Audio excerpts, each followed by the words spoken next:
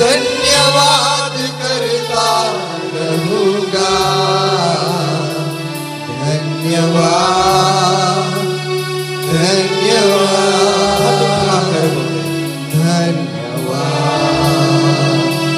धन्यवाद धन्यवाद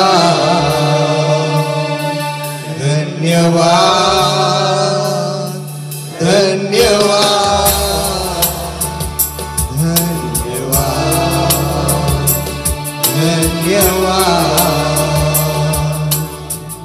धन्यवाद करता रहूंगा,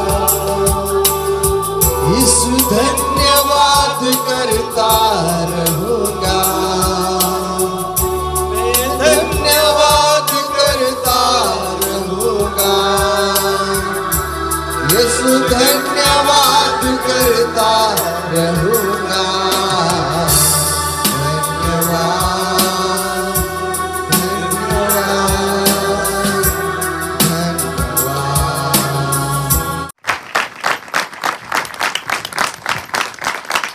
हालेलुया, बोलो यीशु मसीह की। प्रभु को धन्यवाद। एक सुंदर अवसर परमेश्वर ने हम सभी को दिया कि हम परमेश्वर की आराधना करें, उसकी महिमा करें, उसकी स्तुति करें। आपको पता है परमेश्वर ने हमें जीवन दिया है, बोलो क्या दिया है? पर मनुष्य उसे समय भी नहीं देता। समझ में आ रहा है कुछ? परमेश्वर ने हमें क्या दिया? पूरा जीवन दे दिया, पर हम उसे क्या नहीं देते? समय भी नहीं देते, थोड़ा सा समय। आपको पता है परमेश्वर को हमारे समयों पर नहीं, हमारे जीवन पर अधिकार है। हालेलुया, ध्यान देना, परमेश्वर को केवल आपके समय पर नहीं, आपके पूरे जीवन पर अधिकार है। आमेन। क्योंकि उसने हमें क्या दिया है? बोलो क्या दिया है? 10 मिनट नहीं दिए उसने, 1 घंटा नहीं दिया, 1 दिन नहीं दिया, 1 साल नहीं दिया, उसने पूरा अनंत जीवन दे दिया है। हालेलुया। खुदा ने हमारे लिए पूरे अनंतकालिक जीवन को दे दिया है।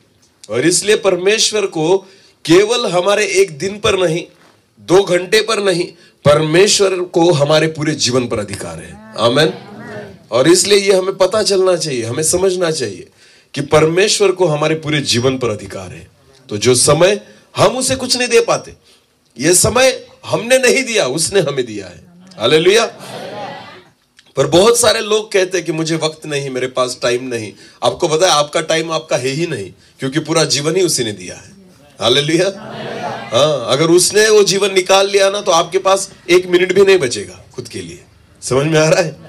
अगर उसने जीवन दिया है ना, इसी वजह से आप जी रहे हो, इसी वजह से आप खा रहे हो, इसी वजह से आप अपने काम कर रहे हो। अगर परमेश्वर ने अपने जीवन को निकाल लिया ना, आपको पता है खुद के लिए आपके पास 1 सेकंड भी नहीं जो आपका है। हालेलुया।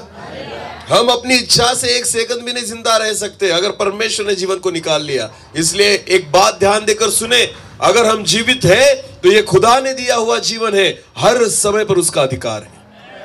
आमेन। हाँ, इसलिए तो पौलुस कहता है कि जीना मेरे लिए मसीह है, तो मरना मेरे लिए लाभ है। आमेन। जीना मेरे लिए मसीह है, पौलुस कहता है। हर समय मेरे लिए जीना, इसका मतलब प्रभु यीशु मसीह है। हालेलुया। हाँ, मसीह के लिए जियो। आमेन। मैं बहुत बार कहता हूं, प्रभु यीशु मसीह अगर आपके जीवन का हिस्सा है तो यह गलत बात है। प्रभु यीशु मसीह आपका जीवन होना चाहिए। आमेन। आज मसीह लोग जो है ना, उनके लिए यीशु मसीह केवल अपने जीवन का एक हिस्सा है। बोलो क्या है? जीवन का हिस्सा। हां, जैसे नौकरी मेरे जीवन का हिस्सा है, जैसे मेरा काम मेरे जीवन का हिस्सा है, वैसे ही आज मनुष्य के लिए यीशु भी अपने जीवन का क्या है? हिस्सा। बोलो क्या है? हिस्सा। प्रभु यीशु मसीह, ध्यान देकर सुने, प्रभु यीशु मसीह आपके जीवन का एक भाग नहीं होना चाहता, हिस्सा नहीं होना चाहता। यीशु आपका जीवन होना चाहता है। हालेलुया। यीशु मसीह ने कहा, मार्ग, सत्य और जीवन मैं हूं। मैं जीवन का हिस्सा नहीं हूं, मैं जीवन हूं। हालेलुया। मसीही लोगों के लिए यीशु जीवन होना चाहिए। आमेन। हाँ, सुबह से लेकर शाम तक मुझ पर अगर किसी का अधिकार है तो वो यीशु का है। आमेन। अगर मेरा जीना किसी के लिए है तो वो यीशु के लिए है। पौलुस कहता है जीना मेरे लिए मसीह है। आमेन। मैं खुद नहीं जीता, मैं खुद के लिए नहीं जीता, पौलुस कहता है, पर जिसने मुझे चुना है मैं उसके लिए जीता हूं। आमेन। वो मेरे अंदर रहकर जीता है, ऐसे पौलुस कहता है। जब प्रभु यीशु मसीह ने आपको चुन लिया है ना, इसलिए नहीं चुना कि आप खुद के लिए जिए, इसलिए चुना कि आप उसके लिए जिए। आमेन। हालेलुया। तो ये बात ध्यान देकर सुने। जब हम इस बात को नहीं समझते ना, तो हम अपने कामों में लगे रहते हैं और परमेश्वर हमसे कभी प्रसन्न नहीं होता। हमें ये बात समझ में आनी चाहिए कि हम परमेश्वर को वक्त नहीं दे रहे हैं, उसने हमें वक्त दिया है। आमेन। हम उसे कुछ नहीं दे पाते, उसने सब कुछ हमें दिया है। इसलिए खुदा चाहता है कि हम खुदा को अपने जीवन का हिस्सा न बनाए, उसको जीवन बनाए। आमेन। वही मेरे लिए जीना होना चाहिए। हर वक्त मैं उसके लिए जीऊं। आमेन। हालेलुया। समझ में आ रहा है सब कुछ? ओके। तो 2 घंटे अगर हमने परमेश्वर की सेवा के लिए, उसकी महिमा के लिए अगर निकाले हैं ना, तो हमने कुछ भी नहीं किया। पूरे 24 घंटे उसके थे। आमेन। हाँ, हमने उसमें से कितने निकाले? अरे बोलो कितने निकाले? तो कोई बड़ा तीर नहीं मारा। समझ में आ रहा है? कोई बड़ा तीर। कुछ लोगों को लगता है अगर रविवार को मैं 2 घंटे चर्च में जाता हूं ना, बहुत बड़ा तीर मार लिया। बिल्कुल नहीं। तू हफ्ता भर खुद के लिए जी रहा था और केवल कितने घंटे दिए प्रभु को, और खुद को धर्मी समझता है। 2 घंटे परमेश्वर को देकर क्या समझता है? धर्मी। अरे बिल्कुल नहीं। आपको पता है पूरा जीवन उसे दो, तब तुम धर्मी ठहरोगे। हालेलुया। अपने पूरे जीवन को उसको सौंप दो, तब तुम धर्मी ठहरोगे। 2 घंटे देने के बाद अगर आपको लगता होगा कि ये मेरा धर्मी जीवन है, तो आप खुद को फंसा रहे हो। हालेलुया। परमेश्वर चाहता है कि जीना तुम्हारे लिए मसीह होना चाहिए। आमेन। हर वक्त खुदा तुम्हारे साथ और तुम खुदा के साथ। प्रभु यीशु मसीह कहता है यूहन्ना रचित सुसमाचार में कि मैं दाखलता हूं और तुम मेरी डालियां हो। जो कोई मुझ में बना रहे और मैं जिसमें बना रहूं, वो बहुत फल देगा। आमेन। जो कोई मुझ में बना रहे और मैं उसमें बना रहूं, यह केवल एक दिन की घटना नहीं है, निरंतर उसमें बना रहना पड़ेगा। आमेन। निरंतर वो मुझ में बना रहेगा, तब जाकर मैं फलवंत होऊंगा। आमेन। जो उसमें बना नहीं रहता, उस वचन में लिखा गया है, उस डाली को काट कर बाहर फेंका जाता है और वो सूख जाती है। बोलो क्या हो जाती है? सूख जाती है। सूखने की प्रक्रिया एक दिन में नहीं होती, सूखना धीरे धीरे होता है। अगर किसी लकड़ी को हमने काट दिया और उसको फेंक दिया ना, तो एक दिन में नहीं सूख जाएगी। उसमें थोड़ा थोड़ा गीलापन रहेगा, कुछ दिनों तक, कुछ दिन लगेंगे उसको सूखने के लिए। आपको पता है धीरे धीरे धीरे धीरे ये डाली जो होती है ना, टूटने के बाद सूखने लगती है। हमें पता भी नहीं चलता कि हम कब सूख रहे हैं। अगर आपने उससे रिश्ता अगर तोड़ दिया, अगर प्रभु यीशु मसीह के साथ अगर आप निरंतर नहीं जुड़े रहे, तो एक मसीही व्यक्ति जो है ना, उसका धर्मी जीवन सूखने लग जाता है। बोलो क्या लगने लग जाता है? आपको निरंतर उससे जुड़ा रहना चाहिए। हालेलुया। निरंतर मुझे प्रभु यीशु मसीह के साथ और यीशु मसीह मेरे साथ जुड़ा होना चाहिए। हालेलुया। तब जाकर आप फल दे पाओगे। बोलो तब जाकर आप क्या दे पाओगे? फल दे पाओगे, अन्यथा आपको फल नहीं लग सकते। आमेन। तो ये हमारा धर्मी जीवन है। आज परमेश्वर की वचन से हम कुछ बातों को देखेंगे। मैं विश्वास रखता हूं कि खुदा आज हमसे बात करेगा। कितने लोगों का विश्वास है? एक छोटी सी प्रार्थना करेंगे और वचन की ओर जाएंगे। अपनी आंखों को बंद करें। धन्यवाद देता हूं प्रभु इस सुंदर समय के लिए। मैं विश्वास रखता हूं कि यह समय आपकी ओर से है प्रभु। जितने लोग यहां पर बैठे हैं खुदा, आज हम सभी से आप बात कीजिए, आपके वचन में रहकर बात कीजिए प्रभु। मैं प्रार्थना करता हूं, मैं खुद को आपके हाथों में सौंप देता हूं। मेरी आवाज को, मेरे शब्दों को मैं आपके हाथों में सौंप देता हूं। पवित्र आत्मा के द्वारा प्रभु जी मुझे चलाइए। मेरे मुंह से निकलने वाले हर एक शब्द आपके आत्मा से नपे तुले हो, ऐसा होने दीजिए पिता। आपके वचनों के द्वारा आप हमसे बात कीजिए। मैं घटूं, आप ही बड़े, आपके नाम की महिमा हो, ऐसा होने दीजिए। आत्मा से भरकर मुझे चलाइए पिता। पवित्र आत्मा के द्वारा हर एक व्यक्ति को आप नियंत्रित कीजिए और प्रभु जी आने वाला वचन हम सभी के लिए आशीष का कारण बने, ऐसा होने दीजिए। सारा आदर महिमा जलाल आप ही को देते हुए प्रार्थना प्रभु यीशु मसीह आपके सामर्थ्य और जीवित नाम से मांगते हैं। चलो एक वचन को निकालें। नीति वचन की पुस्तक उसका 24 अध्याय, नीति वचन उसका 24 अध्याय। आपको पता होगा कि नीति वचन जो है वो किसने लिखा है? सुलेमान ने। सुलेमान किसका बेटा था? दाऊद का बेटा, एक राजा का बेटा। ध्यान देकर सुने, सुलेमान एक ऐसा राजा था जो बहुत बुद्धिमान था। आपको पता है, उसके ज्ञान के बारे में एक रानी ने सुना जो बहुत दूर देश से थी। उसने सुलेमान के ज्ञान के बारे में सुना और वो अपने देश से सुलेमान से मिलने के लिए आई। क्या सुनकर? उसके क्या, किसके बारे में? उसके ज्ञान के भंडार के बारे में, कि सुलेमान जैसा ज्ञानी राजा कोई नहीं है। और इसलिए बहुत दूर से वो शबा की रानी सुलेमान से मिलने के लिए आई थी। वो इतना ज्ञानी था, होशियार था।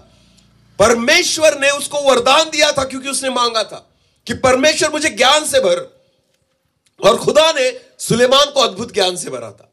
ये वही सुलेमान है जिसने नीति वचन लिखा है। और इस नीति वचन में वो क्या कहता है हम पढ़ेंगे।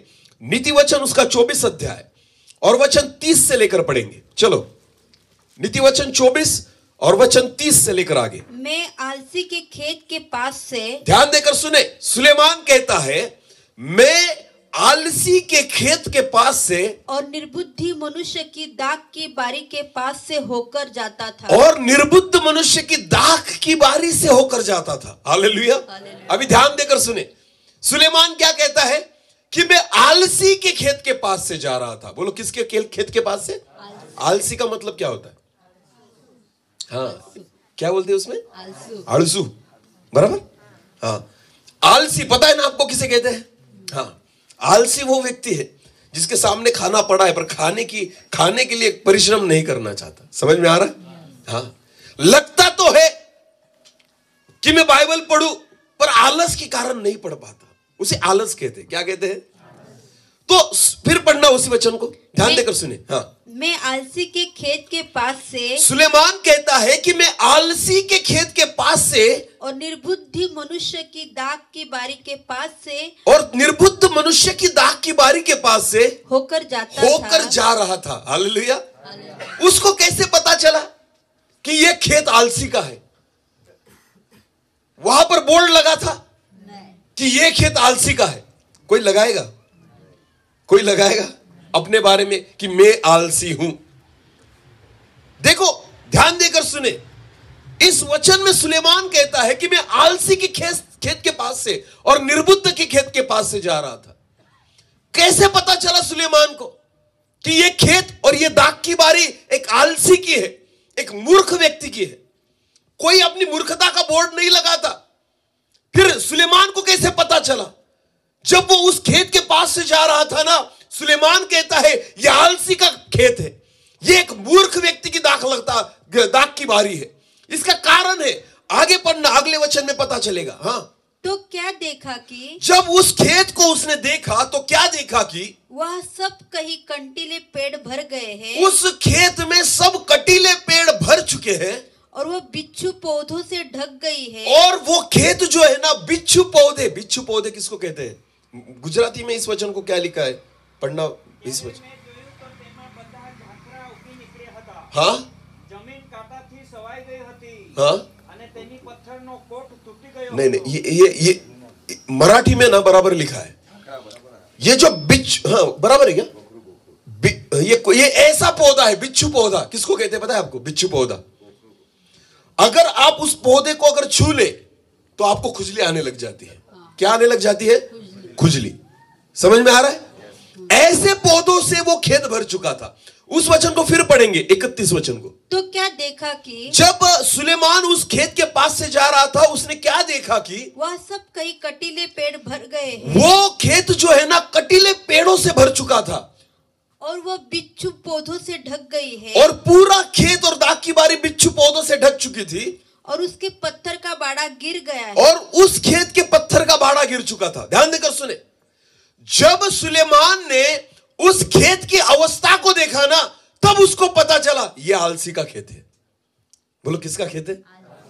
यह मूर्ख व्यक्ति का खेत है। वहां पर बोर्ड नहीं लगा था कि ये आलसी का खेत है, पर जब सुलेमान ने उस खेत की अवस्था को देखा तब उसको पता चल गया, हो ना हो इस खेत का मालिक कैसा होना चाहिए, इस खेत का मालिक कैसा होना चाहिए, आलसी और मूर्ख। बोलो क्या, आलसी और। वैसे ही आपके आत्मिक जीवन को देखकर पता चलता है कि आप मूर्ख है या नहीं, आलसी है या नहीं। हालेलुया। ध्यान देकर सुने, जिस खेत में फसल होनी चाहिए, जिस खेत में चावल होना चाहिए, जिस खेत में गेहूं होना चाहिए, उस खेत में कांटे हैं। बोलो क्या है, कांटे के पेड़ है। उस खेत में बिच्छू पौधे हैं, उस खेत में कुछ भी अच्छा नहीं है। आपको पता है इसका कारण खेत नहीं है, इसका कारण वो व्यक्ति है जो आलसी है। Hallelujah, hallelujah. अगर आपके परिवार की अवस्था खराब है, अगर आपके घर में अशांतता है, अगर आपके बच्चे आपकी नहीं सुनते, अगर आपके परिवार की अवस्था खराब हो चुकी है, तो परमेश्वर को दोष मत दीजिए, शैतान को दोष मत दीजिए। यह दोष आपका है, क्योंकि आत्मिक जीवन में आप आलसी बन चुके हो। हालेलुया। अगर आपकी कलीसिया की अवस्था खराब हो चुकी है, मैं ध्यान देकर सुने, बहुत सारे परमेश्वर के सेवक कहते हैं कि जब मैंने सेवा को शुरू किया तो बहुत बड़ी कलीसिया थी, जब मैंने सेवा को शुरू किया तो बहुत अद्भुत काम होते थे, जब मैंने सेवा को शुरू किया तो पूरा चर्च भर जाता था। आज की परिस्थिति में आधा चर्च खाली हो चुका है।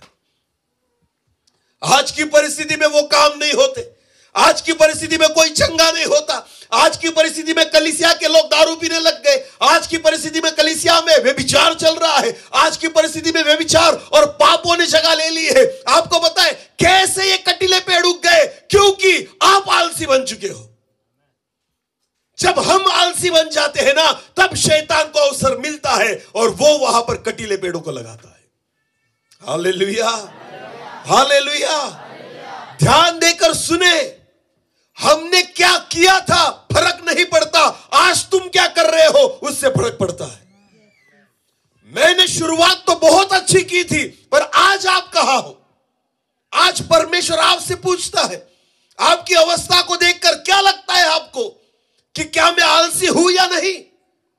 अगर नहीं हो तो तुम्हारे जीवन में वो दिखना चाहिए, तुम्हारे जीवन में फल दिखने चाहिए, तुम्हारे जीवन में दाखलताएं दिखनी चाहिए। आमीन। पर अगर कटीले पेड़ दिखते हैं, खुजली वाले पेड़ दिखते हैं, अगर तुम्हारे द्वारा कोई भी आशीषित नहीं होता, तो इसका मतलब यह होता है कि तुम आलसी बन चुके हो, और जहां पर फल होने चाहिए वहां कांटे नजर आते हैं। Hallelujah, hallelujah. सुलेमान एक ऐसा ज्ञानी व्यक्ति था जो देखकर पहचान जाता था ये खेत किसका है। भले तुम उस पर बोर्ड मत लगाओ, आज भी खुदा जो है ना वो देखकर पहचान जाता है ये कलीसिया किसकी है। ये एक आलसी व्यक्ति की कलीसिया है या एक सियाने व्यक्ति की कलीसिया है, जो परिश्रम करने वाले की कलीसिया है या कोई मूर्ख की कलीसिया है। आपको पता है जो परमेश्वर का दास अपने घुटनों पर रहता है ना, शैतान की जरूरत नहीं कि वो कलीसिया में आ जाए। कोई आकर कांटे नहीं बो सकता, कोई आकर बिच्छुए पौधे को नहीं बो सकता, कोई आकर उस कलीसिया को खराब नहीं कर सकता। एक ही कारण है, अगर आपके जीवन में आलस आ गया तो वहां पर शैतान ने जगह ली। हालेलुया। ध्यान देकर सुनना, आलस क्यों आता है हमारे जीवन में? क्या लगता है आपको मनुष्य आलसी क्यों बनता है? जब गाड़ियां नहीं थी और लोग प्रभु में आए, जो पुराने लोग होंगे ना उनको पता है, जब हमारे पास गाड़ी वगैरह कुछ भी नहीं थी, पैसे भी नहीं थे, घर उधार नहीं थे, नौकरी नहीं थी, तो मीटिंग अगर चरणमाल में हो, मीटिंग अगर सुबीर में हो, तो लोग कैसे जाते थे मीटिंग के लिए? पैदल। बोलो कैसे जाते थे? पैदल। पैदल निकल जाते थे, 4-4 घंटे चलते थे, रात भर चलते थे मीटिंग कर कर, और सुबह सुबह घर लौटते थे। आपको पता है तब मनुष्य जो था ना आलसी नहीं था। आत्मिक जीवन में प्रभु को पाने के लिए, आत्मिक बातों को पाने के लिए रात भर चलता था। हालेलुया। और तब बहुत आशीष थी। आमीन। तब कलीसिया में इतने लोग, इतनी भीड़ वहां पर जमा होती थी। आप आज मुझे बताइए, आज हमारे पास क्या है? बोलो क्या है? कम से कम हर एक व्यक्ति के पास क्या है? मोटरसाइकिल। बोलो क्या है? मोटरसाइकिल। 4 व्हीलर भी आ गई, रिक्शाएं आ गई, टू व्हीलर तो हर एक के पास है, पर आपको पता है इन सुविधाओं ने हमें क्या बना दिया है? बोलो बोलो, इन सुविधाओं ने हमें क्या बना दिया है? हाँ, गाड़ी आने के बाद चलना चाहोगे? पैदल चलना चाहोगे? नहीं। तो सुविधाएं हमें क्या बनाती है? आलसी। वॉशिंग मशीन आ गया, अभी क्या आ गया? Washing machine. तो हाथों से कपड़े धोने बंद, तो क्या हो गए हम? आलसी। बोलो क्या हो गए हम? पहले अगर कोई मेहमान आता था तो बहनें अपने हाथों से मसाला बनाती थी, अब क्या आ गया? मिक्सर। बोलो क्या आ गया? तो मेहमान आकर बैठ गए हैं, खाने की तैयारी हो चुकी है, पर लाइट नहीं है। बोलो क्या नहीं है? तो बहनें क्या करती है पता है आपको? बहनें ये नहीं सोचेगी कि अभी मैं अपने हाथों से मसाला तैयार करूंगी, नहीं, वो राह देखेंगी। वो क्या देखेगी? किसकी? जब आएगी तब बनाऊंगी, और नहीं आई तो भूखा मर। नहीं लाइट आई तो भूखा मर, नहीं बनाऊंगी। क्यों? क्योंकि हम क्या बन चुके हैं? जब मिक्सर नहीं था तो हाथों से मसाला बनाते थे। हालेलुया। हाथों से मसाला तैयार हो जाता था, आलस नहीं था हमारे जीवन में। हालेलुया। अब ऐसी परिस्थिति है, मैं आपको बताना चाहता हूं, लाइट की राह देखेंगे जब तक आती नहीं तब तक बनेगा नहीं। हालेलुया।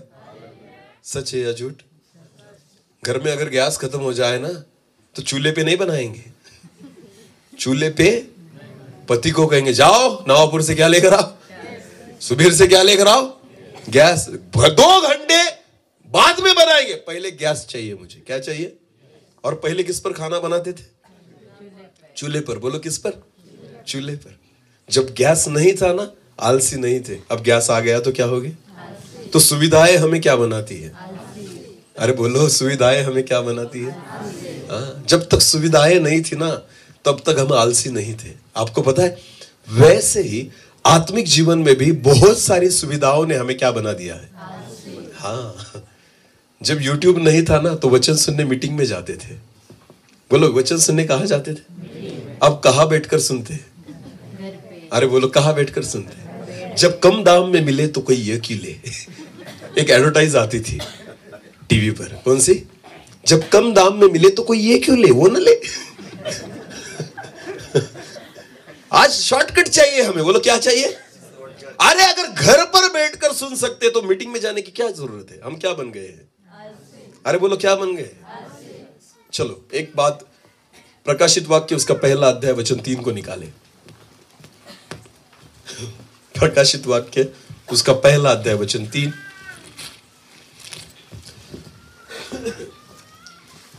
धन्य है वे, हाँ धन्य है वे जो इस भविष्यवाणी के वचन को पढ़ता है, जो इस भविष्यवाणी के वचनों को पढ़ता है, और वे जो सुनते हैं, वे जो सुनते हैं, और इसमें लिखी हुई बातों को मानते हैं, और इसमें लिखी हुई बातों को मानते हैं। हालेलुया।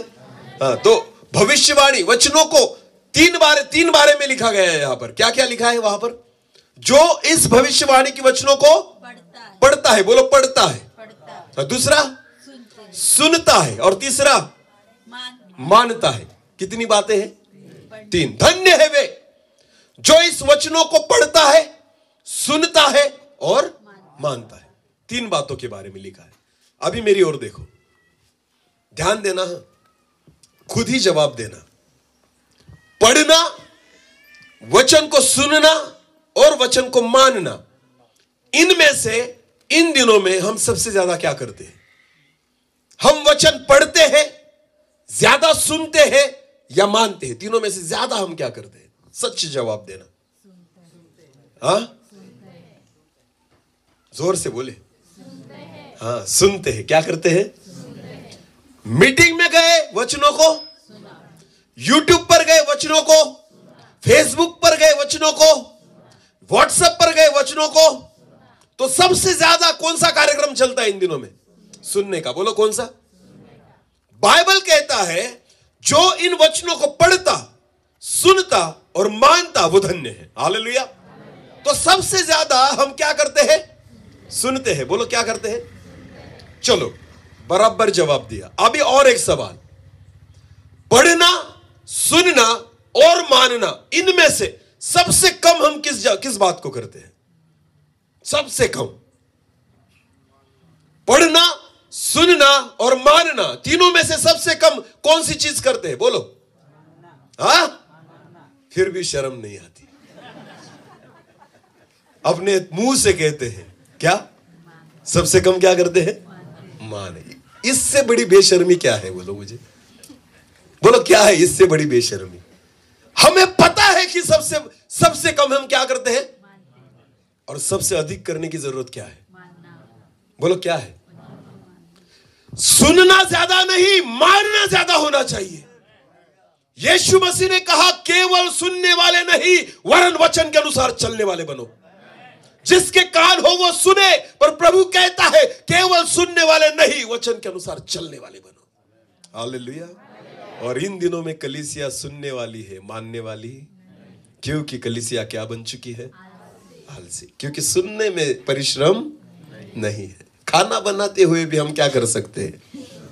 अरे बोलो, गाड़ी चलाते हुए हम क्या कर सकते हैं? काम करते हुए हम क्या कर सकते हैं? सुन सकते हैं। आपको पता है सुनने के लिए परिश्रम नहीं लगते, पढ़ने के लिए क्या लगते हैं? तो बाइबल पढ़ते, अरे बोलो बाइबल पढ़ते। आपको पता है, ध्यान देकर सुने, बहुत गंभीर बात है। जितने लोग YouTube पर वचन सुनते हैं, जितने लोग किस पर? YouTube पर, भले वो मेरा भी सुनते हो, फिर भी आप धोखे में हैं। आप किस में हैं? धोखे में। लिख कर रखना इस बात को। अगर आप किसी भी दास को केवल YouTube पर सुन रहे हैं तो सबसे बड़े धोखे में आप हैं, भले वो मैं भी हूं। अगर आप इसको भी सुनते हो ना, मुझे भी अगर सुनते हो ना, फिर भी आप धोखे में हो। इसका एक कारण है, मैं आपको बताता हूं। अगर आप बाइबल को नहीं पढ़ते, अगर पढ़ना आपको नहीं पता, अगर परमेश्वर की कलाम को अगर आप नहीं पढ़ते ना, तो आपको समझ में ही नहीं आएगा कि सामने वाला प्रचारक सही बात कर रहा है या गलत, सामने वाला प्रचारक सच्चा है या झूठा, सामने वाला प्रचारक आत्मा से प्रकाशन दे रहा है या शैतान से बातें ला रहा है। हालेलुया। वचन को और जो भी भविष्यवक्ता है उनको आप केवल तभी पहचान पाओगे जब वचन आपके अंदर रहेगा। हालेलुया। जब वचन आपके भीतर रहेगा, और यह तभी रहेगा जब वचनों को आप खुद क्या करोगे? पढ़ोगे। बोलो क्या करोगे? पर नहीं, हम वचनों को क्या करते हैं? हाँ, निकाला YouTube चैनल, निकाला कोई अच्छा प्रचारक, एक बड़े प्रचारक को लेंगे और 1 घंटा टाइम पास करेंगे। हमें नहीं पता कि वो जो बात कर रहा है वो सच बोल रहा है या झूठ।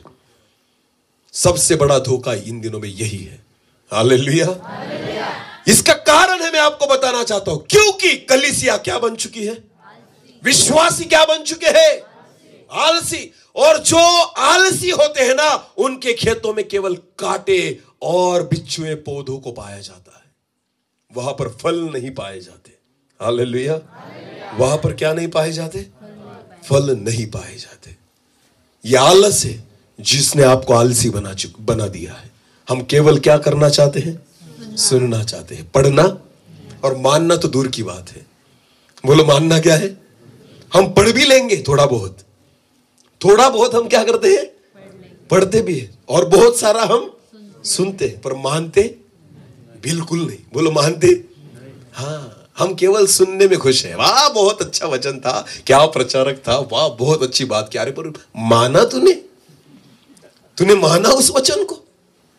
तूने केवल सुन लिया है, तूने केवल अपने कानों की खुजली मिटाई है, तूने केवल अपना मनोरंजन कर लिया है।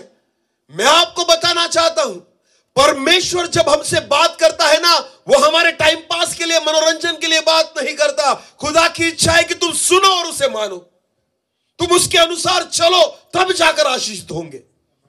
वरना जितनी बार सुनते हो और मानते नहीं ना, उतनी बार उसके विरुद्ध में पाप करते हो। समझ में आ रहा है कुछ? उतनी बार उसके विरुद्ध में क्या करते हो? पाप करते हो।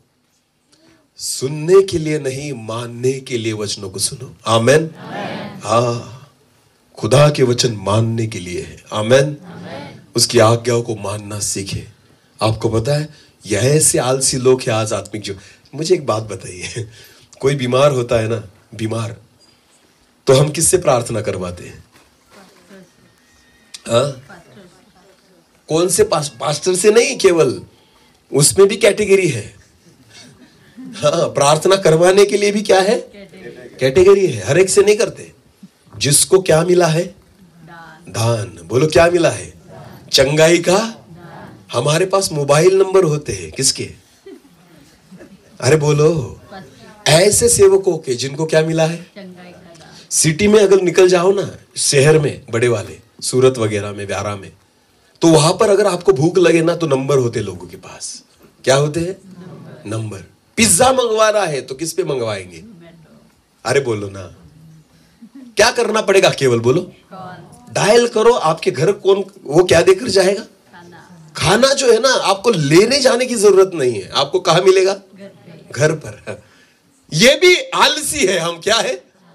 खुद नहीं बनाना चाहते तो ऑर्डर दे देते हैं। किस पर? मोबाइल पर। बोलो किस पर? मोबाइल। आज जाओ आप देखो ना, शहर में जाकर देखो, वहां के लोग जो है ना, अभी तो होटल में भी जाते नहीं, घर पर आकर घर पर बैठकर ही खाना मंगवाते हैं। हालेलुया। ये भी आलसी है। ये भी किसका भाग है? आलस का भाग है। हालेलुया। हाँ, आजकल भी परमेश्वर के जो विश्वासी लोग हैं ना, जो मसीही लोग हैं ना, उन्होंने भी एक बहुत अच्छा मार्ग ढूंढ निकाला है। अगर बीमार पड़ जाए तो उनके पास मोबाइल नंबर होते हैं ना। हाँ, प्रचारकों ने भी देकर रखे होते हैं यूट्यूब चैनल पर। वो कहते अगर कोई बीमार है, समस्या में, इस नंबर पर फोन करे। तो हम तो तैयार ही है करने के लिए। हम तो तैयार ही है करने के लिए। अगर कुछ भी हुआ, भूत ने जकड़ लिया, दुष्ट आत्मा अगर सता रही है, तो फोन करेंगे, ब्रदर मैं यहां से बोल रहा हूं। मुझे एक बार फोन आया था, ध्यान देकर सुने।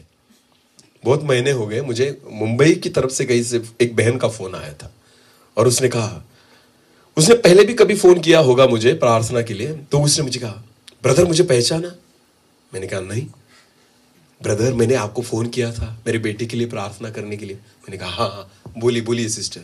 तो सर प्लीज प्रार्थना करें मेरे बेटे के लिए कि उसका जीवन बदले, हमारी परिस्थिति बदले, हमारे घर में ऐसा। उसने बहुत बड़ी लिस्ट दी मुझे, और क्या कहा, इस सब के लिए आप प्रार्थना करो। मैंने कहा ठीक है, मैं प्रार्थना करता हूं। मैंने प्रार्थना की। प्रार्थना करने के बाद उसने मुझे क्या कहा पता है? सर जब तक मुझे परमेश्वर उत्तर न दे, रोज मेरे लिए प्रार्थना करो। क्या कहा? जब तक परमेश्वर मेरी प्रार्थना का उत्तर न दे, मेरे लिए क्या करो? रोज। मैंने उसे कहा मैं नहीं करूंगा। नहीं, मैंने सच उसे कहा। मैंने उसे कहा मैं बिल्कुल नहीं करूंगा। ये मेरी जिम्मेदारी नहीं, तेरी जिम्मेदारी है। हालेलुया। ये मेरी जिम्मेदारी नहीं है तेरे लिए प्रार्थना करना, ये तेरी खुद की जिम्मेदारी है। तू आलसी है। हालेलुया। तू आलसी है और तुझे लगता है तू सो खाकर और मैं क्या करूं तेरे लिए? अरे बोलो। बहुत सारे विश्वासी ऐसे ही है जो प्रभु के दासों को कहते हैं, प्रभु के मेरे लिए दुआ में याद रखना, और तू खाकर सो जा। तू 3 टाइम खाकर सोना और प्रभु के दास उपवास में रहे, और इसके लिए क्या करे? और तू खराटे मार। हाँ? हम 5 घंटे सोए और तुम 12 घंटे सो और प्रार्थना तुम्हारे लिए करो।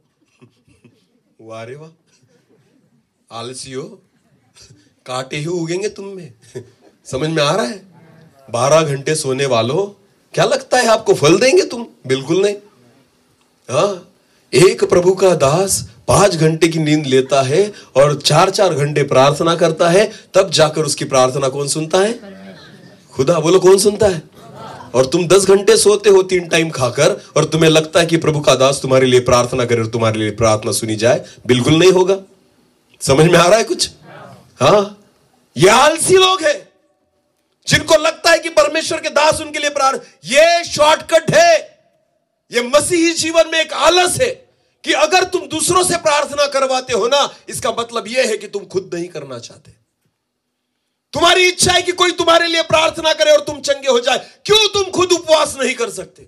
क्यों तुम घुटनों पर नहीं आ सकते? क्यों तुम प्रार्थना में नहीं रह सकते? क्यों तुम अपनी नींद को कुर्बान नहीं कर सकते? क्यों तुम परमेश्वर की ओर पुकार नहीं सकते? खुद अगर तुम घुटनों पे गिरोगे, 2-2 घंटे बैठोगे, मैं विश्वास के साथ कहता हूं, तुम्हारी नहीं, तुम्हारे गांव की समस्या परमेश्वर दूर कर देगा। Hallelujah, hallelujah. पर आलसियों के खेत में कांटे और बिच्छुए पौधे पाए जाते हैं।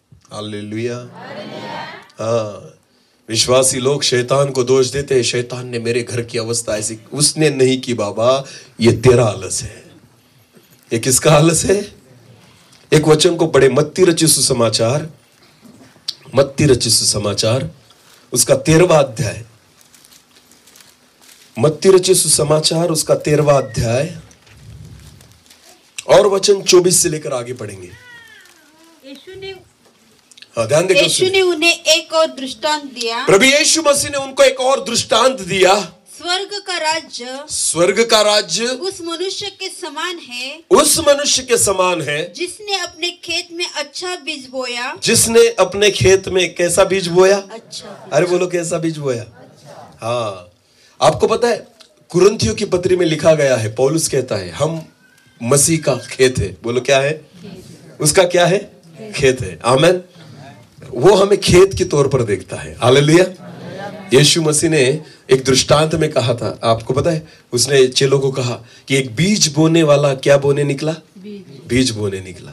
कुछ बीज अच्छी भूमि पर गिरा, कुछ कटीली झाड़ियों में गिरा, कुछ पथराली भूमि पर गिरा। पढ़ा है ना आपने? पढ़ा है ना? हाँ। तो खेत कौन है? हम। बोलो, खेत कौन है? हम। हालेलुया। जब प्रभु यीशु मसीह ने आपको चुना ना, तब ये हुआ। क्या हुआ? उस वचन को फिर पढ़े।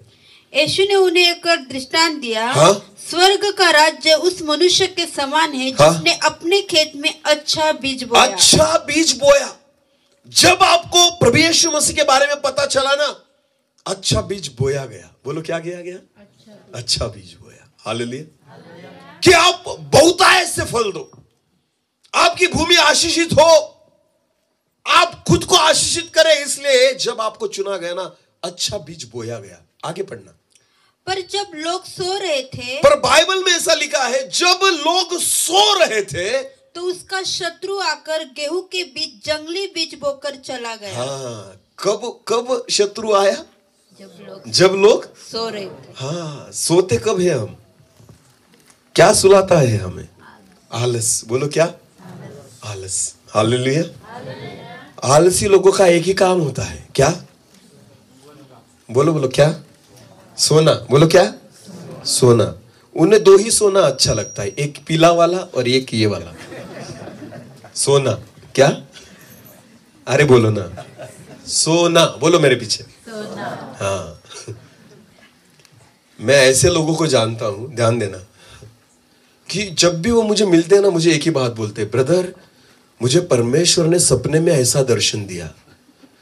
कभी भी जब भी उनको मिलो ना, वो मुझे एक ही बात बोलेंगे, ब्रदर सपने में मैंने ऐसा देखा, सपने में मुझे ऐसा दर्शन। मैं सोचता हूं तुझे दूसरा कोई काम है सोने के अलावा?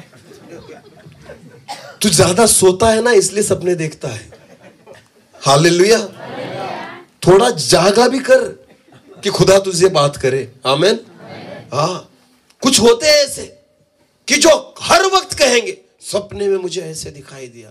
तो कम सोया कर, ये तेरा प्रॉब्लम है। हालेलुया। हाँ, हर वक्त परमेश्वर सपनों में से बात नहीं करता। सोने वालों से खुदा बात नहीं करता, खुदा उनसे बात करता है जो जागते हुए रहते हैं। हालेलुया। जो जागते हैं ना, खुदा उनसे बात करता है। परमेश्वर की इच्छा है। एक वचन को पढ़े हम, कुलुसियों की पत्री, कुलुसियों उसका 4 अध्याय और वचन 2 को पढ़े। कुलुसियों 4 और वचन 2। हाँ, जागरूक रहो। हालेलुया। क्या लिखा है वहां? जागरूक रहो। हिंदी में क्या लिखा है? कुलुसियों उसका 4 और उसका 2। प्रार्थना में लगे रहो। प्रार्थना में लगे रहो। अरे बोलो, प्रार्थना में लगे रहो का मतलब क्या होता है? 10 मिनट की प्रार्थना लगे रहो? आधे घंटे की प्रार्थना लगे रहो? नहीं। 5, 10, 15 मिनट की प्रार्थना लगे रहो नहीं होती। आपको पता है, निरंतर जो प्रार्थना करता है उसे कहते हैं लगे रहना। हालेलुया। यीशु मसीह, परमेश्वर के वचन में लिखा है, पौलुस कहता है प्रार्थना में लगे रहो। हालेलुया। ये परमेश्वर की आज्ञा है। बोलो क्या है? ये वचन में आज्ञाएं हैं। आमीन। हाँ, पौलुस कहता है कुलुसियों को कि प्रार्थना में लगे रहो। हालेलुया। हम मोबाइल में इसे कहते हैं लगे रहना। हालेलुया। हाँ, आलसी हो। ध्यान देकर सुने, हम किस में लगे रहते हैं? मोबाइल में। हाँ, वो काले रंग का कुछ लगा के रखा है घर पर, क्या कहते हैं उसे? टीवी। उसमें लोग क्या करते हैं? लगे रहते हैं। आईपीएल की मैच आई, लोग ना, मेडल उनको मिलेगा, पैसे उनको मिलेंगे, ट्रॉफी उनको मिलेंगी ना, अच्छा घर उनको मिलेगा। तुम्हें क्या मिलेगा? क्या मिले? कुछ मिलेगा, फिर भी उसमें हाँ, घर में बैठकर ताली बजाएंगे फुकट की, कुछ नहीं मिलेगा इनको, कुछ भी नहीं। वो देख भी नहीं रहा, जिसने सिक्स मारा ना ये खुश होते, उछलते अपने बेड पर। लगे हैं किसमें? क्रिकेट में। बोलो किसमें? कुछ फायदा होने वाला है? अरे होगा ना कुछ तो, कुछ भी नहीं, फिर भी लगे हैं। हालेलुया। गलत बातों में मत लगे रहो। वचन में क्या लिखा है? प्रार्थना में। हालेलुया। अगर तुम प्रार्थना में लगे रहते हो ना, आपको पता है शैतान आपका कुछ नहीं बिगाड़ पाएगा। आमेन। शैतान आपका, सबसे ज्यादा शैतान किससे डरता है पता है आपको? हाँ, जो व्यक्ति किस में रहता है, वो शैतान सबसे उससे ज्यादा डरता है। हाँ, वो कभी भी उसके सामने नहीं जाएगा, वो कभी भी उसके सामने जाकर उसका विरोध नहीं करेगा। सबसे ज्यादा डर शैतान को उस व्यक्ति का लगता है जो निरंतर प्रार्थना में लगा रहता है। Hallelujah, hallelujah. परमेश्वर की इच्छा है, वचन में लिखा है, कुलुसियों में 4 और 2 में, फिर पढ़े उस वचन को। प्रार्थना में लगे रहो, प्रार्थना में लगे रहो, और धन्यवाद के साथ उसमें जागृत रहो। और धन्यवाद के साथ उसमें क्या करते रहो? जागृत रहो, जागते रहो। आमेन। सोने के लिए नहीं बुलाए गए हम, किसके लिए बुलाए गए हैं? जागने के लिए। बोलो किसके लिए? जागने के लिए। हालेलुया। हाँ, शरीर को जितनी जरूरत है ना उतना ही उसको सुलाओ, आत्मा में जागते रहो। आमेन। प्रार्थना तुम्हें जागती रखेगी, प्रार्थना तुम्हें सोने नहीं देगी, प्रार्थना तुम्हें परमेश्वर से जोड़े रखेगी। हालेलुया। जागते रहो, ये खुदा की इच्छा है, लगे रहो उसमें, निरंतर की प्रक्रिया है। आमेन। हाँ, इसमें खंड नहीं पड़ना चाहिए, लगे रहना। हालेलुया। प्रियो, मैं आपसे कहना चाहता हूं, हम उन दिनों में हैं जहां पर शैतान जो है ना, उसको पता है कि उसका अंत बहुत निकट आ चुका है। वो पूरी ताकत से उसके काम को लगा रहा है, कर रहा है, वो लगा है उसके कामों में। पर आपको पता है सबसे अधिक प्रॉब्लम किसका है? विश्वासी लोगों का, क्योंकि हम प्रार्थना में नहीं लगे। आपकी जरूरत है, हमारी जरूरत है, हमें इन दिनों में निरंतर प्रार्थना में लगे रहना है। हालेलुया। ये केवल इन लोगों का काम नहीं जो ऊपर बैठे, ये सभी का काम है। आमेन। हाँ, हम सभी की ये जिम्मेदारी है कि प्रार्थना में लगे रहे। हालेलुया। हाँ, हर बात हम नहीं कर सकते ना, सेवा हर व्यक्ति नहीं कर सकता, वचन का प्रचार हर व्यक्ति नहीं कर सकता, चिन्ह चमत्कार हर व्यक्ति नहीं कर सकता, पर प्रार्थना में हर व्यक्ति लगा रह सकता है। हालेलुया। अरे प्रार्थनाएं सारी बातों को बदल देती है। आमेन। पतरस कहाँ सोया था? जेल में। बोलो कहाँ सोया था? और निरंतर उसके लिए प्रार्थना कहाँ चालू थी? कलीसिया में। बोलो कहाँ चालू थी?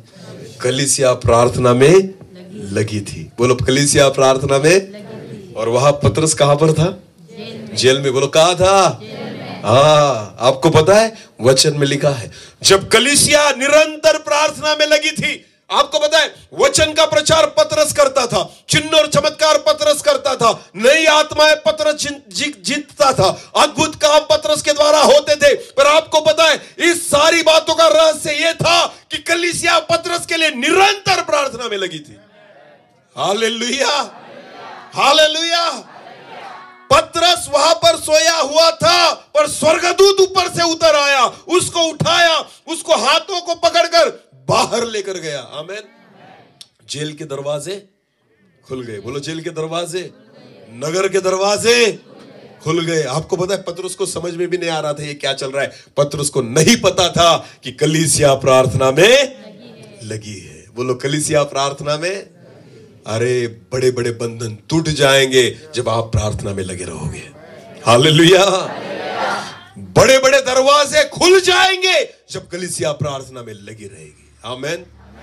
नहीं कुछ कर सकते ना तो प्रार्थना में लगे रहो। आमेन। अगर यही बात अगर आपने कर ली ना, फिर भी मैं आपको कहना चाहता हूं, ऐसे ऐसे दरवाजों को खुदा खोलेगा जो आपने कभी सोचा भी नहीं है। आमेन। हाँ, इसलिए पौलुस कहता है कुलिसियों को, प्रार्थना में लगे रहो। बोलो, प्रार्थना में लगे रहो। हाँ, पर अगर हम प्रार्थना नहीं करते तो इसका मतलब हम क्या बन चुके हैं? आलसी। बोलो, क्या बन चुके हैं? आलसी। अगर आज आपकी कलीसिया की परिस्थिति खराब हो चुकी है, इसका मतलब आप क्या बन चुके हो? आलसी। बोलो, क्या बन चुके हो? आलसी।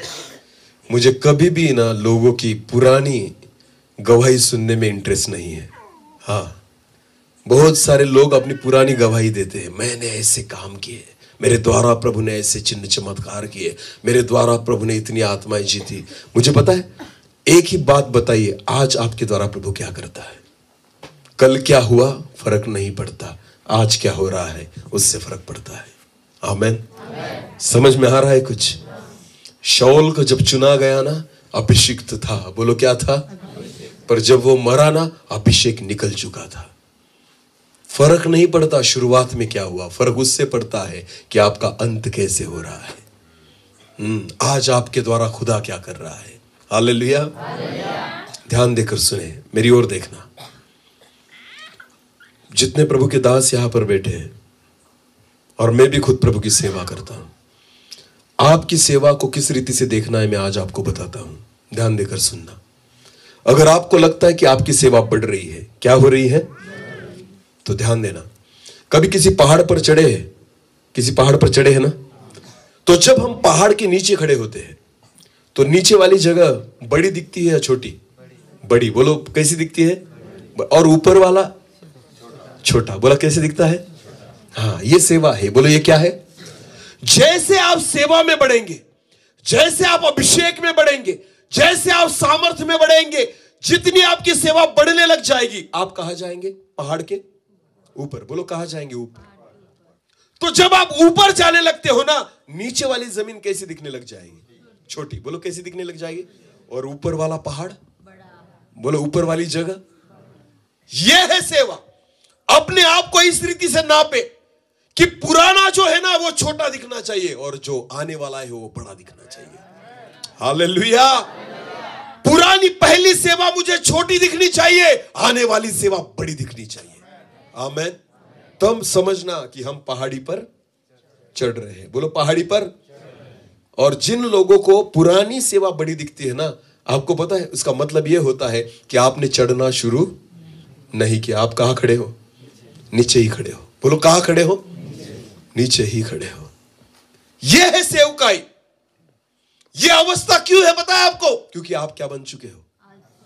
आलसी।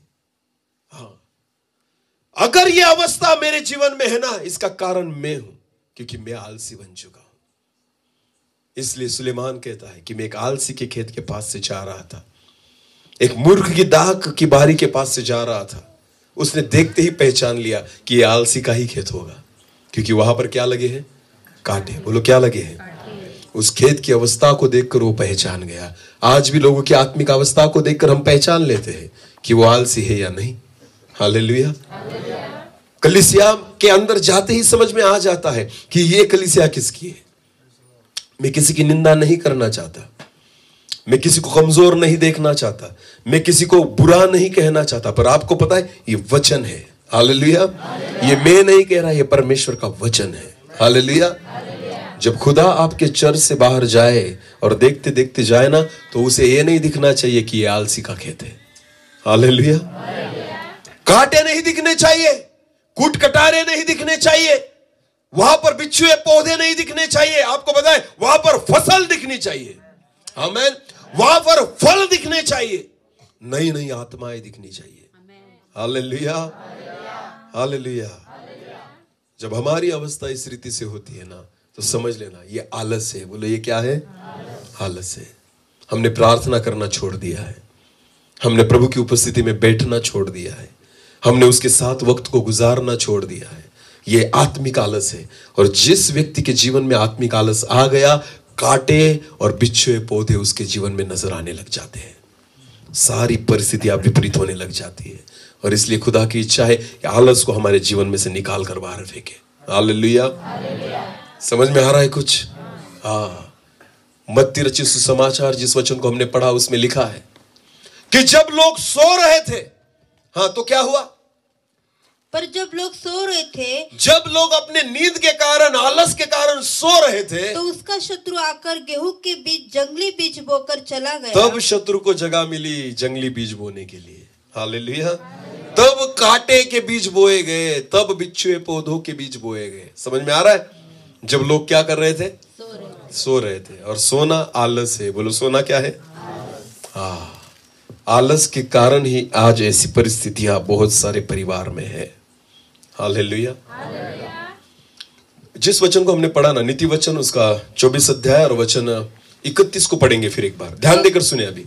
तो क्या देखा कि हाँ, जब सुलेमान उस खेत के पास से जा रहा है जो आलसी का है, उसने देखा, क्या देखा कि वह सब कहीं कटीले पेड़ भर गए हैं, उस खेत के बीच में सब कटीले पेड़ भर चुके हैं, और वह बिच्छू पौधों से ढक गई है, और पूरा खेत बिच्छू पौधों से ढक चुका है, और उसके पत्थर का बाड़ा गिर गया। हाँ, उसके पत्थर का बाड़ा गिर गया। बोलो, उसके पत्थर का बाड़ा गिर गया। हाँ, आलसी व्यक्ति का पत्थर का बाड़ा क्या हो चुका है? गिर चुका है। गिर चुका है। आपको पता है, पत्थर का बाड़ा जो होता है ना, वो किसी भी तीसरे व्यक्ति को अंदर नहीं आने देता। समझ में आ रहा है? सुरक्षा है वो। क्या है? सुरक्षा। पर जिस व्यक्ति के जीवन में आत्मिक आलस आ चुका है ना, उसका क्या गिर चुका है? पत्थर का। आपको पता है, ये जो बाड़ा होता है ना, हमारे अगल बगल में जो सुरक्षा होती है ना, वो किस वजह से आती है पता है आपको? एक वचन को हम पढ़ेंगे बाइबल में से और हम समाप्त करेंगे। चलो एक वचन को निकाले जल्दी से। यूहन्ना रचित सुसमाचार, यूहन्ना रचित सुसमाचार उसका 17वां अध्याय। यूहन्ना रचित सुसमाचार उसका 17वां अध्याय। अगर आपके पास हिंदी बाइबल है तो उस पर हेडिंग लिखा होगा कुछ, ध्यान पढ़े उस हेडिंग को। यीशु की महायाजकी प्रार्थना स्वयं के लिए। हाँ, अभी देखो, यीशु की महायाजकीय प्रार्थना किसके लिए? स्वयं के लिए। स्वयं के लिए। बोलो, किसके लिए? खुद के लिए। मुझे नहीं पता, गुजराती बाइबल में भी ऐसी हेडिंग है कुछ? पहले अध्याय यानी पहले वचन से पहले ना, क्या लिखा है वहां पर? हाँ, एक्चुअली उस पर हिंदी बाइबल में ना पैराग्राफ वाइज लिखा है। देखो अभी एक मिनट ध्यान देकर सुने। पहले वचन से पहले हिंदी बाइबल में लिखा है यीशु की महायाजकीय प्रार्थना खुद के लिए। बोलो, किसके लिए? खुद के लिए। वैसे ही लिखा है ना वहां पर, खुद के लिए। पहली जो प्रार्थना 5 वचनों तक की गई है ना, वो यीशु ने खुद के लिए की है। बोलो, किसके लिए की है?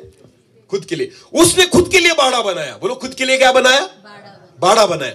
6 वचन से आगे जो प्रार्थना है उसका हेडिंग पढ़े, अपने चेलों के लिए। दूसरी जो प्रार्थना 6 वचन से आगे यीशु ने की है ना, वो किसके लिए है? अपने चेलों के लिए। तो यीशु ने किसके लिए बाड़ा बनाया? चेलों के लिए। अरे बोलो, किसके लिए बाड़ा बनाया? चेलों के लिए बाड़ा बनाया। हालेलुया। और एक है वहां पर आगे, सभी विश्वासियों के लिए। हाँ, वो कहां से, कौन से वचन से? 20 वचन से आगे लिखा है कि यीशु की महायाजकीय प्रार्थना किसके लिए? सभी विश्वासियों के लिए। हालेलुया। इस एक अध्याय में 3 प्रकार की प्रार्थना पाई जाती है। पहली प्रार्थना यीशु मसीह ने की खुद के लिए। बोलो, किसके लिए? दूसरी प्रार्थना की शिष्यों के लिए। बोलो, किसके लिए? और तीसरी प्रार्थना की साधारण विश्वासियों के लिए। हालेलुया। यीशु मसीह को सलीब पर जाना था। बोलो, कहां जाना था? पर जाने से पहले उसने क्या किया पता है आपको? बाड़ा बनाया। बोलो, क्या बनाया? पहले खुद के लिए बनाया, उसके बाद चेलों के लिए बनाया, और तीसरी बात विश्वासियों के लिए बनाया। बोलो, किसके लिए बनाया? क्योंकि उसको पता था मैं जा रहा हूं पर ये सुरक्षित होने चाहिए, मैं जा रहा हूं चेले सुरक्षित होने चाहिए, मैं जा रहा हूं पर विश्वासी सुरक्षित होने चाहिए। हालेलुया। एक याजक का यह काम है कि पहले वो खुद के लिए बाड़ा बनाए, उसके बाद चेलों के लिए बाड़ा बनाए, और उसके बाद विश्वासियों के लिए बाड़ा बनाए। हालेलुया। ये किसका काम है? याजक का। बोलो, किसका काम है? प्रभु के सेवक एक बात ध्यान देकर सुने केवल कलीसिया के लिए प्रार्थना मत करे, केवल सेवकों के लिए प्रार्थना मत करे, केवल विश्वासियों के लिए प्रार्थना ना करे। पहली प्रार्थना खुद के लिए करे। पहली प्रार्थना किसके लिए करे? क्योंकि अगर तुम विश्वास में बने रहोगे तो कलीसिया विश्वास में बनी रहेगी। हालेलुया। अगर तुम परीक्षा में पढ़े ना तो पूरी कलीसिया परीक्षा में पढ़ सकती है। तो पहली प्रार्थना किसके लिए करनी चाहिए? पहला बाड़ा किसके लिए बनाना चाहिए? मैं आपको बताना चाहता हूं, बहुत बार प्रभु के अद्भुत सेवक, बड़े बड़े सेवक पापों में क्यों गिरते हैं पता है आपको? वो सब दुनिया के लिए प्रार्थना करते, खुद के लिए छोड़ देते हैं। किसके लिए छोड़ देते हैं? उनको लगता है मुझे क्या जरूरत है प्रार्थना की, मुझे क्या जरूरत है मेरे लिए प्रार्थना की। नहीं, सबसे पहली प्रार्थना खुद के लिए करे कि हे प्रभु मैं परीक्षा में न पढ़ूं, मैं परीक्षा में न पढ़ूं। हालेलुया। समझ में आ रहा है कुछ? दाऊद पाप में गिरा। किसमें गिरा? जब उसने सारे लोगों को भेजा था ना युद्ध के लिए, तो परमेश्वर से पूछकर भेजा था इनको भेजू या नहीं भेजू। आमेन। तो प्रार्थना किसके लिए की थी उसने? इन सारे लोगों के लिए जो जा रहे हैं। हालेलुया। पर आपको पता है भूल गया किसके लिए प्रार्थना करना, और घर पर बैठा था। बोलो कहां बैठा था? और जब बेतशेबा को देख लिया ना, पाप में गिर पड़ा। हालेलुया। बेतशेबा को देखा, पाप में गिर पड़ा। क्यों? क्योंकि तूने सैनिकों के लिए बाड़ा बनाया, अपनी प्रजा के लिए बाड़ा बनाया, पर दाऊद तो भूल गया खुद के लिए बाड़ा बनाना। इसलिए शैतान ने तुझे ही पाप में गिराया। समझ में आ रहा है कुछ? अच्छे अच्छे अभिषिक्त दास पाप में गिर पड़े हैं इन दिनों में। क्यों? इसका एक ही कारण है कि पहला बाड़ा खुद के लिए बनाना है। हालेलुया। कि पहले तो शैतान मुझे न छुए। किसको न छुए? उसके बाद मेरे सेवकों को न छुए, और उसके बाद मेरे विश्वासियों को न छुए। हालेलुया। समझ में आ रहा है? युद्ध, ध्यान देकर सुने, युद्ध जब लड़ा जाता है ना, तो उनका टारगेट एक ही होता है, किसको मारना? किसको मारना? राजा को अगर आपने मार दिया तो प्रजा किसकी हो गई? जीत उस पर है। हालेलुया। पुराने जमाने में जो युद्ध होते थे ना, उनका टारगेट सैनिकों को मारना नहीं रहता था, उनका टारगेट किसको मारना होता था? अगर शतरंज का खेल आपने खेला हो, बुद्धिबल जिसे कहा जाता है, चेस, शतरंज जिसे कहते हैं, वो जो खेल होता है ना, एक बोर्ड पे होता है, वहां पर सैनिक होते हैं, हाथी होते हैं, ऊंट होते हैं और घोड़े होते हैं, राजा और वजीर होता है। क्या होता है? राजा और। आपको पता है उस पूरे खेल में सारे जीवित रहे तो भी चलता है, आपको केवल एक को हराना होता है। किसको? अगर आपने सारे जीवित होते हुए भी राजा को हरा दिया ना, आप जीत जाते हो। समझ में आ रहा है? इन दिनों में शैतान ना राजा को पकड़ने के पीछे है। किसको पकड़ने के पीछे? प्रभु के दासों, उसका सबसे बड़ा टारगेट आप हो। हाँ, तो पहला बाड़ा खुद के लिए बनाए। बोलो पहला बाड़ा किसके लिए बनाए? कि हे प्रभु मैं परीक्षा में न पढ़ूं, मैं पाप में न पढ़ूं, मैं गलतियों में न फंसूं। इसलिए प्रभु यीशु मसीह ने क्रूस पर जाने से पहले खुद के लिए पहली प्रार्थना महायाजकीय प्रार्थना की। आमीन। हालेलुया। आज हम जगत के लिए प्रार्थना कर रहे हैं, अपने गांव के लिए प्रार्थना कर रहे हैं, अपने विस्तार के लिए प्रार्थना कर रहे हैं, ये बदल दे वो बदल दे, उसके लिए प्रार्थना पहले खुद के लिए करो। हालेलुया। हाँ, समझ में आ रहा है कुछ? हाँ, खुद बचोगे तो दूसरों को बचाओगे। आमीन। अगर खुद ही नहीं बचे तो दूसरों को नहीं बचा पाओगे। समझ में आ रहा है कुछ? हाँ, 3 प्रकार की प्रार्थना इस वचन में देखी जाती है। प्रभु यीशु मसीह ने मरने से पहले, उस क्रूस पर जाने से पहले, अपने बलिदान को करने से पहले खुद के लिए प्रार्थना की। उसको पता था ये क्रूस भयंकर है, उसको पता था ये मौत भयंकर है, ये वेदनाएं भयंकर है। उसको पता था प्रभु मैं शायद कमजोर पड़ सकता हूं, इसलिए मैं पहला बाड़ा मेरे अगल बगल में बनाता हूं। आमीन। कि शैतान के विचार मुझे छूने न पाए। हालेलुया। डर के मारे में पीछे न हटूं, इसलिए पहली प्रार्थना उसने खुद के लिए की। गेतसेमनी की बगीचा में जब प्रभु यीशु मसीह ने आखिरी प्रार्थना की, तब प्रभु यीशु मसीह ने क्या मांगा परमेश्वर से? हे पिता, अगर संभव है तो ये प्याला मुझसे दूर हटा ले। हालेलुया। क्या कहा उसने? ये प्याला मुझसे दूर हटा ले। क्यों? क्यों? क्योंकि डर, उसके जीवन में भी भय था कि मैं कैसे सहूं इस क्रूस को। भय आ गया, पर दूसरे ही क्षण क्या हुआ पता है? वो बाड़ा जो था ना, उसने उसे कवर कर लिया। और यीशु ने कहा, हे पिता, मेरी इच्छा के अनुसार नहीं वरन तेरी इच्छा के अनुसार हो। आमेन, आमेन। वो भी कमजोर गिरने लग गया था, पर वो प्रार्थना काम आई जो खुद के लिए की थी। आमेन। हाँ, पवित्र आत्मा ने उसे सहाय किया और उसे कहा, नहीं नहीं नहीं, गलत प्रार्थना मत कर, इसी के लिए तुझे भेजा गया है। आमेन। और तुरंत यीशु मसीह ने कहा, हे प्रभु, पिता, मेरी इच्छा के अनुसार नहीं पर तेरी इच्छा पूरी हो। आमेन, हालेलुया। यीशु मसीह ने खुद के लिए बाड़ा बनाया कि मैं पाप में न गिरूं, मैं परीक्षा में न गिरूं, मैं पीछे न हटूं, इसलिए पहला बाड़ा खुद के लिए बनाया। हालेलुया। मूर्ख व्यक्ति वो है, आलसी व्यक्ति वो है जिसका बाड़ा गिर चुका है। बोलो, जिसका बाड़ा गिर चुका है, टूट गया है। इसलिए शैतान आकर आपके जीवन में काम करता है, इसलिए परीक्षाएं आकर आपके जीवन में काम करती है, इसलिए आप समस्याओं से घिरे रहते हो, इसलिए आप अशांतता से घिरे रहते हो, बीमारियों से घिरे रहते हो, पापों से घिरे रहते हो। इसका एक ही कारण है कि आपके आलस की वजह से आपका जो बाड़ा है वो गिर चुका है। बोलो वो। हाँ, तो पहली प्रार्थना किसके लिए करनी है? बोलो। हाँ, उसके बाद दूसरों के लिए। आमेन। पहले खुद को बाड़े में रखो। आमेन। खुद को परमेश्वर की सुरक्षा में रखो, तब जाकर तुम दूसरों की सुरक्षा कर पाओगे।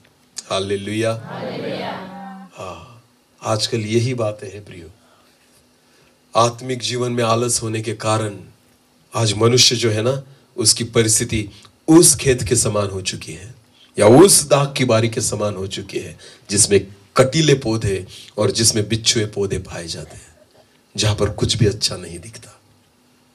समझ में आ रहा है? जितने लोग यहां पर बैठे हैं, मैं भी, हम प्रभु यीशु मसीह की दाख की बारी है। बोलो क्या है? बोलो दाख की बारी। हाँ, वो हम पर फल देखना चाहता है। बोलो क्या देखना चाहता है? कांटे नहीं, कटीले पौधे, बिच्छुए पौधे, वो फलों को देखना चाहता है। आमेन, हालेलुया। इसी वजह से हमें चुना गया है। आमेन। तो खुद को बाड़े में रखे। बोलो, खुद को किस में रखे? जगत की सारी बातें अंदर न आने दे, बाड़े में रखे। जगत के विचारों को अंदर न आने दे, खुद को बाड़े में रखे। जगत के स्वभाव को खुद को अंदर न आने दे, खुद को बाड़े में रखे। जगत की आदतों को खुद के अंदर न आने दे, खुद को बाड़े में रखे, तब जाकर आप फल दे पाओगे। आमेन, हालेलुया। बोलो यीशु मसीह की।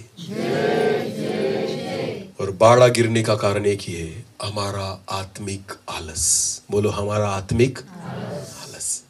जब आप प्रार्थना नहीं करते, जब आप बाइबल नहीं पढ़ते, जब आप परमेश्वर की उपस्थिति में ज्यादा देर नहीं बिताते, यह आत्मिक आलस है जिसकी वजह से आपका बाड़ा गिर चुका है, जिसकी वजह से आपकी परिस्थिति खराब हो चुकी है, जिसकी वजह से हमारी प्रार्थनाएं सुनी नहीं जाती, जिसकी वजह से आज मसीह परिवारों में ऐसी बातें पाई जाती है जो अन्य जातियों में भी नहीं पाई जाती। समझ में आ रहा है कुछ? ये परिस्थिति क्यों हुई? ध्यान देकर सुने, क्योंकि आप आलसी बन चुके हो। बोलो क्या बन चुके हो? हाँ, जिनके कान हो वो सुने। आमेन। अपने आप को जांचना है आज। किसको जांचना है? खुद को। बोलो किसको?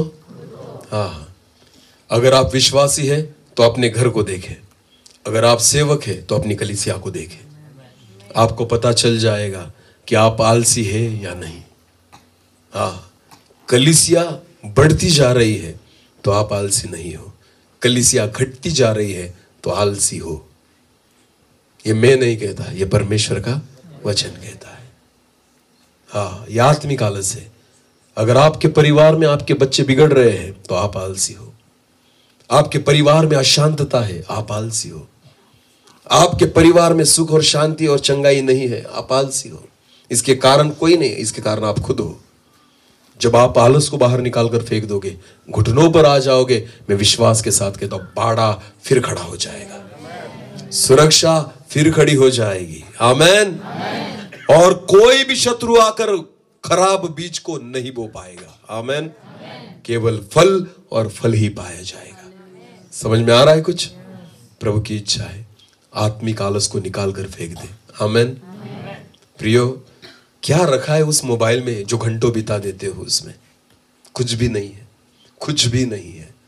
मैं आपको बताना चाहता हूं, खुदा के सामने बैठो, परमेश्वर की उपस्थिति में बैठो, उसको वक्त दो।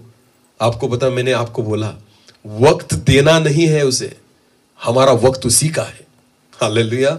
हमारा जीवन उसी का है, यह हमें देना ही है। हाँ, हम उपकार नहीं करते परमेश्वर पर जब 2 घंटे अगर प्रार्थना करते हैं, बिल्कुल नहीं, बिल्कुल भी नहीं। मैं नौकरी करता हूं और प्रभु की सेवा भी करता हूं, फिर भी 2 घंटे कम से कम प्रार्थना करता हूं, फिर भी मुझे पता है मैं बहुत कम देता हूं, बहुत कम। मैं खुदा से कहता हूं, प्रभु मेरा पूरा जीवन ही दे रहा है। आपको पता है, हम लगे रहते हैं प्रार्थना में। मैं गाड़ी भी चलाता हूं ना, हम लगे हैं प्रार्थना में। मैं नौकरी पर होता हूं, हम लगे हैं प्रार्थना में। हर वक्त हम लगे हैं प्रार्थना में। ये हमारी जरूरत है। आमेन। हमें प्रार्थना में लगे रहना होगा, तब जाकर खुद को बचा पाओगे और तब तुम्हारे द्वारा परमेश्वर दूसरों को बचाएगा। आमेन। आमेन। यहां पर मैं आया, बहुत अच्छी बात सुनने मिली मुझे। जगदीश भाई, सुभाष भाई, जब हम यहाँ पर बात कर रहे थे, उन्होंने कहा कि हर गुरुवार हम पहाड़ी प्रार्थना करते, नाइट प्रेयर करते हैं। बहुत अच्छा लगा मुझे सुनकर। ये रात की जो प्रार्थनाएं होती है ना, ये अद्भुत कामों को करती है। हालेलुया। उस समय में प्रेरितों के काम में कलीसिया नाइट प्रेयर कर रही थी जब पतरस बाहर निकला। हालेलुया। जब पतरस जेल में से बाहर निकला ना, तब नाइट प्रेयर चल रही थी वहां पर। हाँ, सारी कलीसिया घुटने पर थी और आपको पता है वो लोहे के दरवाजे खुल गए। आमेन। हाँ, पतरस को स्वर्गदूत ने जाकर बाहर निकाल कर लेकर आया और वहां पर जाकर खड़ा कर दिया जहां कलीसिया प्रार्थना कर रही थी। हालेलुया। प्रार्थना अद्भुत कामों को करती है। आमेन। कलीसिया, इन दिनों में प्रार्थना में लग जाओ। मैं आपको कहता हूं, प्रार्थना में लगे रहो, अद्भुत कामों को होते हुए देखोगे। हालेलुया। हालेलुया। परमेश्वर चाहता है आत्मिक आलस को निकाल कर फेंक दे। हाँ, यह हमारे लिए सबसे दुखदायक है। पाड़े को फिर एक बार बनाए, सुरक्षा में आ जाए। पहली प्रार्थना किसके लिए? खुद के लिए, उसके बाद दूसरों के लिए। आमेन। हाँ, अगर ये बात हमें पता चल गई तो मैं आपको कहना चाहूंगा, खेत में केवल गेहूं पाया जाएगा। आमेन। फसल पाई जाएगी और दाख की बारी में केवल फल पाए जाएंगे। आमेन। और परमेश्वर यही तुम में देखना चाहता है। हालेलुया। तो आलसी न बने, मूर्ख न बने, आलस को निकाल कर फेंक दे और प्रार्थना में निरंतर लगे रहे कि परमेश्वर हमारे व्यक्तिगत जीवन को, हमारे परिवार को और हमारी कलीसिया को आशीषित करे। आमेन। अपनी आंखों को बंद करें, इस समय हम प्रार्थना में जाएं। धन्यवाद प्रभु जी, आपके वचन के द्वारा प्रभु आज अपने हमसे बात की है। प्रभु पिता, आलस हमारे जीवन से दूर हो जाए पिता, मूर्खता से हम दूर हो जाए प्रभु। आज जो अवस्थाएं धर्मी लोगों की, विश्वासी लोगों की, कलीसिया की जो बुरी अवस्थाएं हो चुकी है पिता, इसका कारण यह है कि आज बहुत से लोग आत्मिक जीवन में आलस में है। इस आलसी स्वभाव को हम निकाल कर फेंक दे पिता। हमारे जीवन में कुछ नया हम अनुभव करें, बढ़ता हुआ अनुभव करें और सामर्थ्य को हम पाए, अद्भुत कामों को होते हुए देखें। इसलिए पिता, आत्मिक आलस हमारे जीवन में से दूर कर दे प्रभु, कुछ नया हमारे जीवन में हो, ऐसा होने दीजिए। एक छोटे से गीत के द्वारा हम प्रार्थना करें। Thank you Lord.